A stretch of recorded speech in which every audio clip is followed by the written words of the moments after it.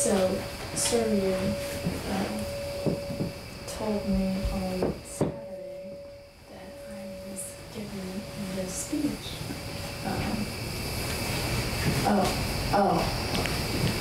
Sorry.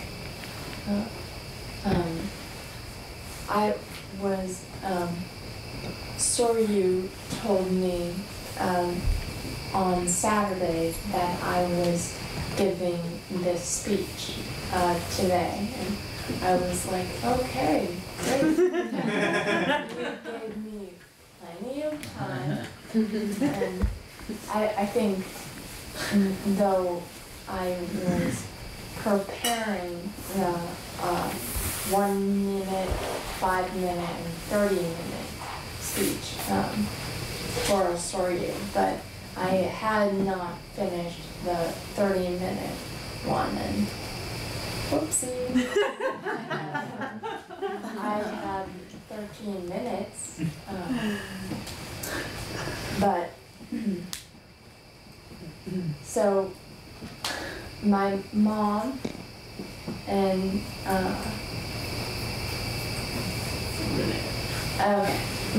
my dad are with me, and they are such a loves of my life.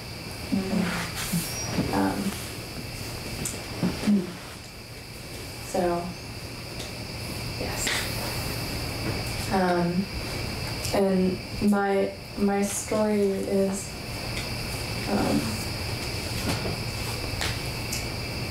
not a happy story, but I hope it can give you hope. I love listening to the trees as the wind blows through them. And I love conversing with my beautiful family. My sister is in med school, so couldn't come. And love conversing with my friends.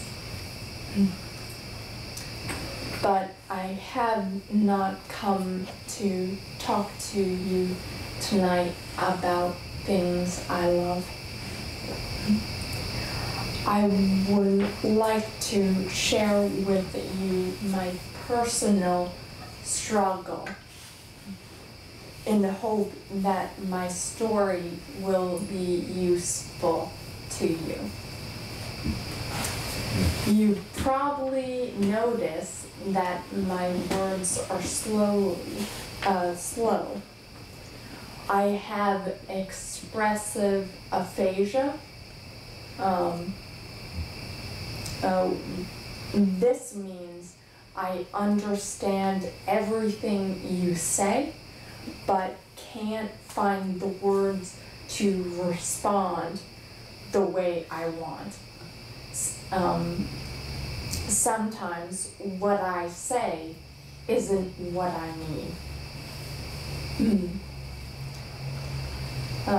Unless I curse at you, and that is using a different part of my brain. That is a joke.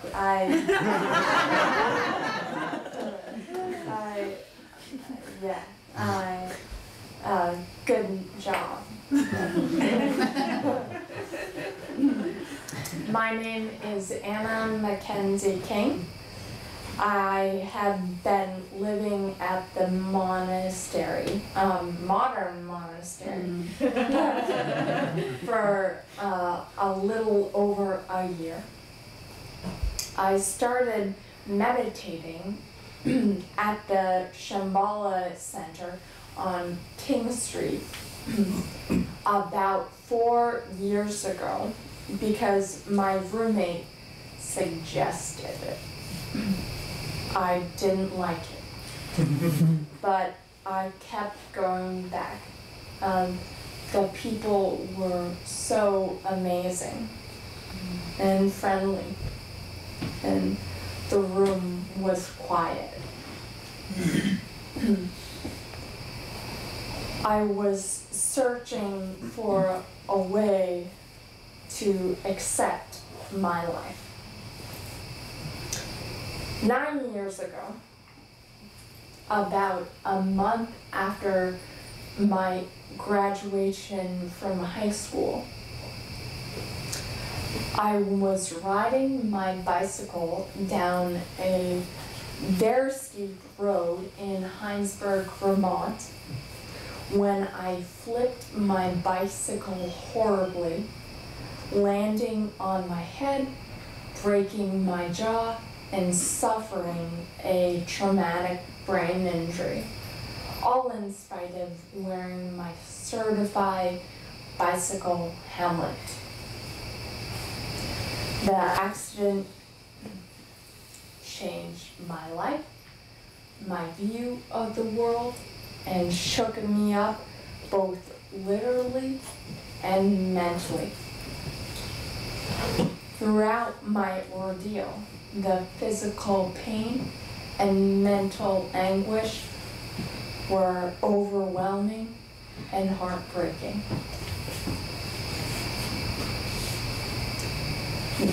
When the accident first happened, I lost control of everything. I needed doctors, nurses, and hospital care to keep me alive. There was nothing I could do to help myself.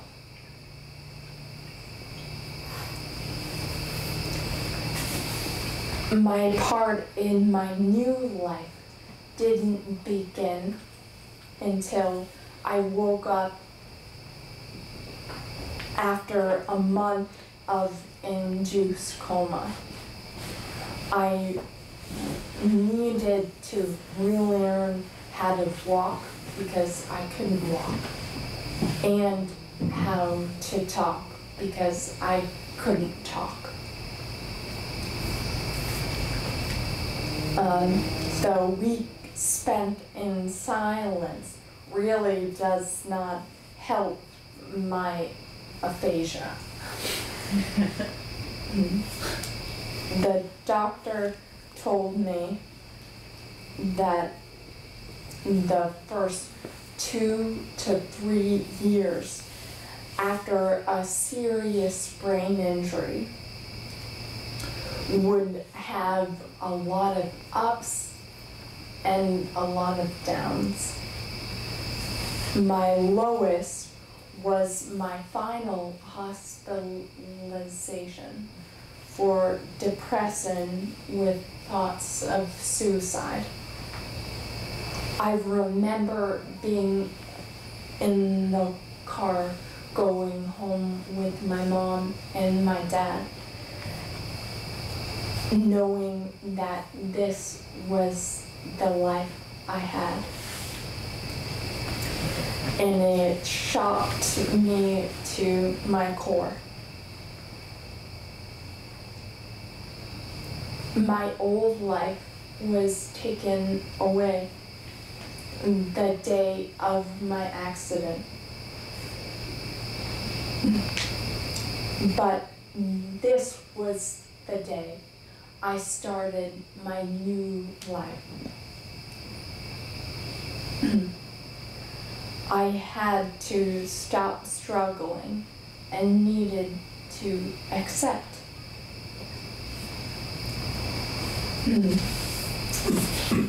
The road of life brings us to strange and unexpected places. At one of the potlucks, my roommates and I had met a dancer who invited me to swing dance classes. I was so nervous because I didn't know if I could dance.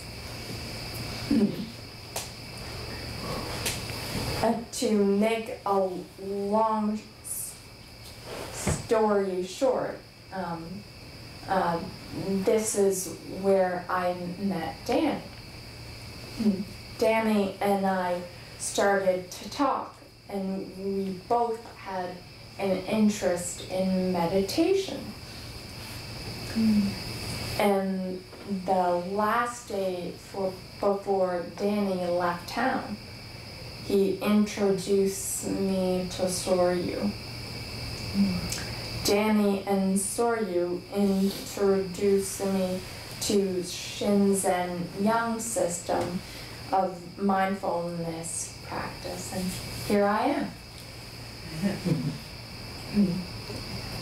A major gift that has helped me come to terms with these challenges is my mindfulness practice.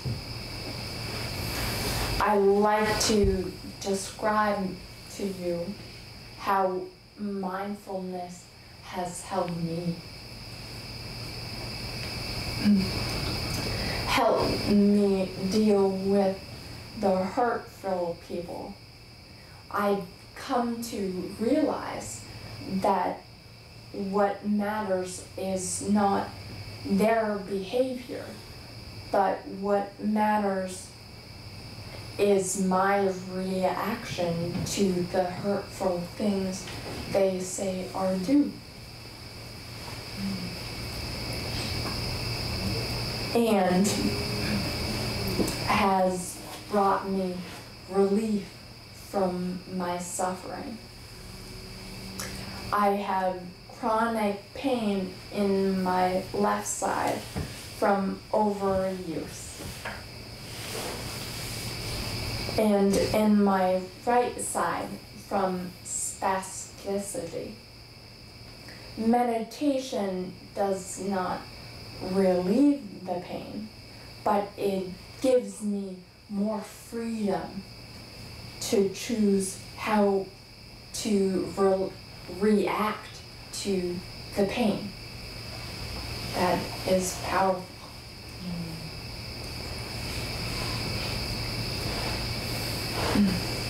One of the treatments I get is to have Botox, muscle relaxers, injected into my right side muscles so they won't spasm as much. I used to dread it.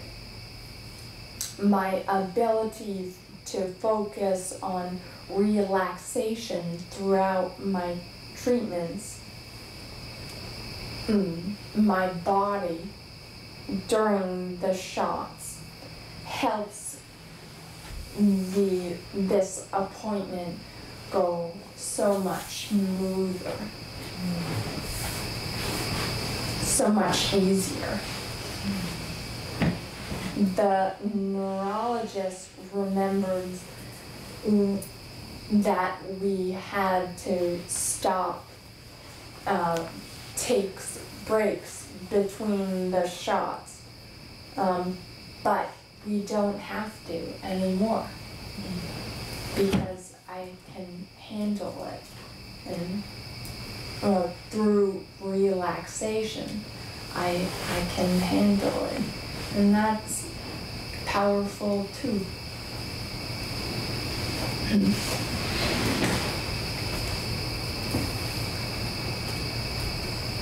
I will say that it has taken me months to develop. It's not a quick fix. It's a practice. That's all. That's all. Another benefit of mindfulness is the increase of energy I feel. Generally, a person with a brain injury needs a lot of sleep. When I got home from the hospital, I needed 14 hours of sleep. The fact In fact, that was my biggest concern in starting this training, was that I would get too tired. My rehab doctor is absolutely amazed at how well I'm doing, given the schedule we have here.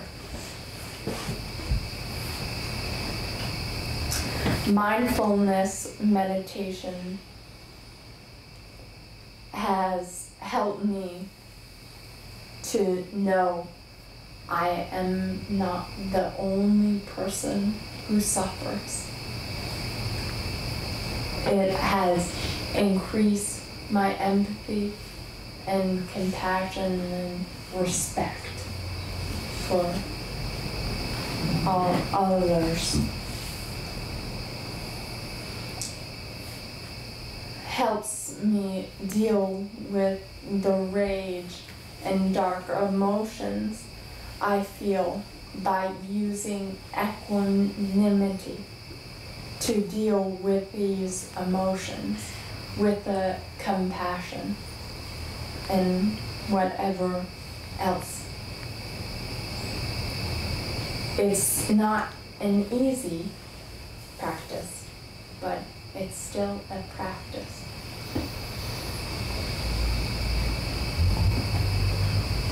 It gives me the freedom to choose. That is a gift.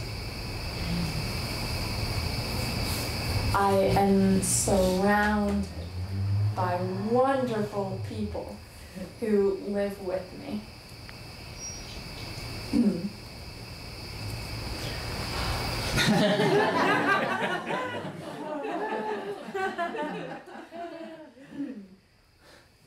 And bring out the joy that I have with this life.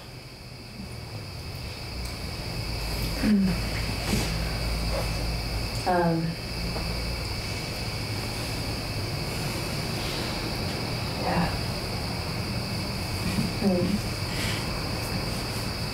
I really want to say that I could not have done it without you guys and your dad and you, Mom. I think you have been through it all.